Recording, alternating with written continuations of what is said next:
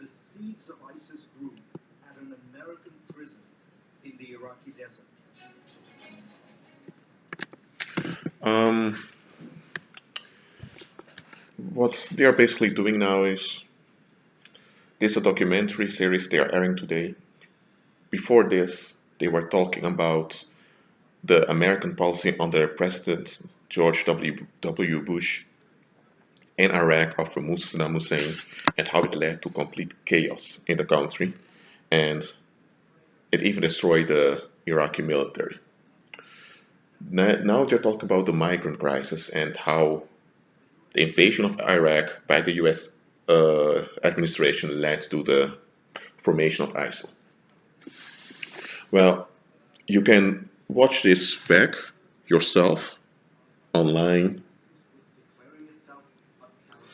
You see, but of course, I know that this is media, so they will tell you facts, but there will be some twist in it, or there may be certain things they're not telling you. But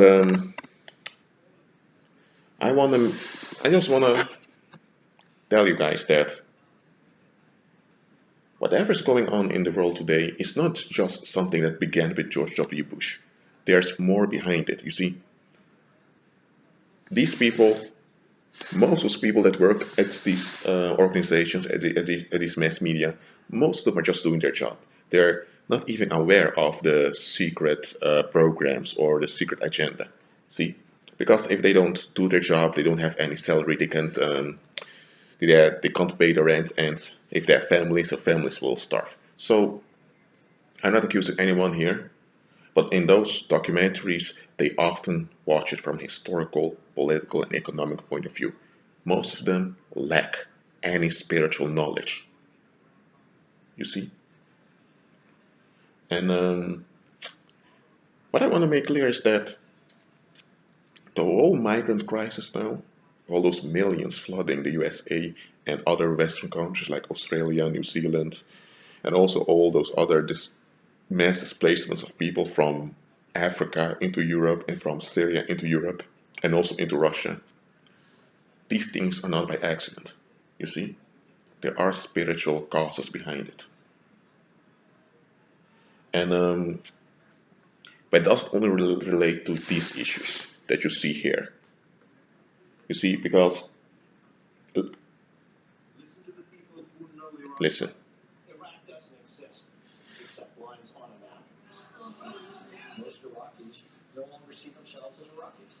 They see themselves as Shia, or they see themselves as Sunnis, or they see themselves as Kurds. And U.S. foreign policy, like it or not, probably has to adapt to a post-Iraqi era. Okay, I'm glad you said that because, first of all, the state Iraq is a formation of somewhere in the end of the 19th century by the British Empire. So what you see, those lines on the map are just a convention made by the British Empire and later was ratified. So people living within those areas were forced to live together as a new nation.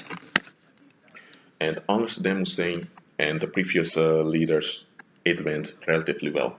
When the USA entered, it collapsed. But that's what I've already said in a previous video I've recorded today. Countries are economic constructs. And you cannot put your trust in an economic construct because economic constructs will always breed discontent. And discontent always is backed up by accusation. When people cannot solve their frustrations, they begin to accuse. And this will release negativity. The people will may begin to practice witchcraft and all kinds of stuff just to try to reverse reality, to get reality in harmony with their own wishes and desires. And what happened was is that in Iraq, many people joined ISIL or some other criminal organization because the country was destroyed and people were ignoring it. And so, by people abusing the Iraqi, by the Western world abusing the Iraqi situation, they've bred all this discontent that led to the rise in Islamic extremism that is now also plaguing Western Europe and many other places on earth. You see, often people only look at the physical actions or the economic policies of an area. But people, we don't want to think about the spiritual implications.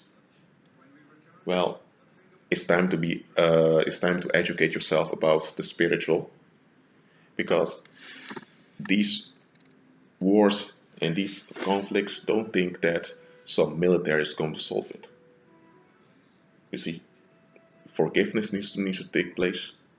People should let go and people should move on. You see, even if you would build up Iraq again in the healthy state, in the prosperous state it was before, you know that whole Iraqi unity is gone now. So you cannot reinstall that anymore. So you need to move on. You see, and that's what I want to make clear also in my other videos. After we hold on to social constructs with expectation that those social constructs will give stability, they won't. Well, the documentary will continue. I'm curious what they're going to say.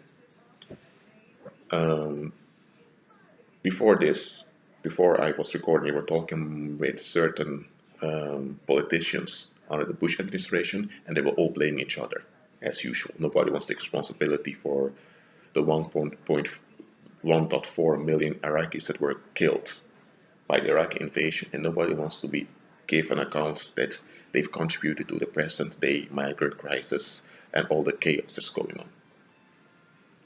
But understand this, the war is spiritual and it manifests itself in the natural. And it's going to get worse and worse. As I mentioned, even Bible prophecy makes it clear. Only those that trust Christ will be safe. Only those that trust Christ. If you are trusting some military or the United Nations, or you're trusting some government program to benefit you, you're being deceived. You know, believers, I'm talking to believers now, we have to let go of all the fables we were holding on to. Those fables are hindering us from seeing reality as it is. And what you are seeing in Iraq and all those countries, also some African countries, that's going to happen everywhere. You see, chaos does not always happen in one day. Sometimes chaos develops in stages of weeks or months or a couple of years. You see, and when chaos happens immediately, people realize, hold on a minute, this is chaos. We need to restore order, we need to figure things out. But when chaos comes in stages, people are not aware of it. So when the final stage has arrived, it's already so far off that they are too late. Well, anyway, I'm going to continue watching this. And I've made a few new playlists on my channel.